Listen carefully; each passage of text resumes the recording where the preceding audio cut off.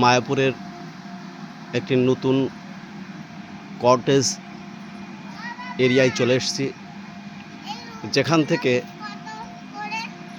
পাওয়া যাবে south Indian dish ultimately সব। এছাড়া যেগুলি বাঙালি আইটেমের খাওয়ার দাওয়ার সেগুলো এখান থেকে সকলে সংগ্রহ করতে পারবে। নতুন তৈরি হয়েছে এই কটেজগুলি, এখানে থাকা খাওয়ার যাবতীয় ব্যবস্থা আছে। খুব সুন্দর সুন্দর করে সাজানো টালির চাল এবং জাঁকজমকভাবে তৈরি এসি ঘরগুলি। এগুলিতে থাকার জন্য যে কস্ট তা অত্যন্ত অল্প মূল্যের মধ্যেই মধ্যবিত্তদের জন্য সহজেই পাওয়া যাচ্ছে বলে জানালেন এই সাউথ ইন্ডিয়ান কটেজের যিনি তত্ত্বাবধায়ক ম্যানেজার। তিনি জানালেন যে তাদের প্রত্যেকটি কটেজ খুব অল্প মূল্যের মধ্যে যে কেউ সংগ্রহ করতে পারবে। অনলাইনেও বুকিংয়ের ব্যবস্থা আছে বলে তিনি জানালেন। দেশ বিদেশ থেকে প্রচুর পর্যটক যারা মায়াপুর নবদ্বীপে ঘুরতে আসেন তারা ইতিমধ্যে এই কটেজগুলো নিয়েছেন এবং তাদের মুখ থেকে তারা শুনেছেন খুব আরামদায়ক তাদের এই কটেজগুলোতে বসবাসের জন্য। কটেজগুলো চন্দ্রোদয় মন্দির থেকে খুব বেশি দূরে নয়, মোটামুটি 100 মিটারের মধ্যে। দেখতে পাচ্ছেন চন্দ্রোদয় মন্দিরের চূড়াও দেখা যাচ্ছে।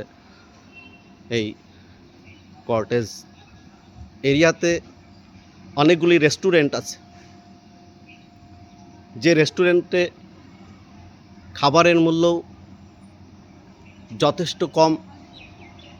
কারণ আমরা একটা রেস্টুরেন্টে কিছু খাবার অর্ডার দিয়েছিলাম, দেখেছি সত্যিই এর মান যথেষ্ট উন্নত, কিন্তু মূল্য বেশ কম। আপনারা যদি মায়াপুরে আসেন তাহলে মায়াপুরে গোশালা রাস্তায় যেতে বাঁ সাইডে পড়বে এই কটেজগুলি। আপনারা এই কটেজ এসে বুকিং করতে পারেন বা অনলাইনে বুকিং করতে পারেন। খুব সুন্দর আরামদায়ক প্লেস। কটেজগুলোতে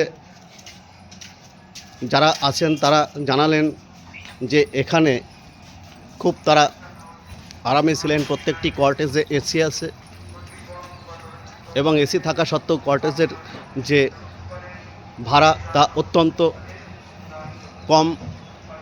আপনারা এখান থেকে এই কটেজগুলো ভাড়া নিয়ে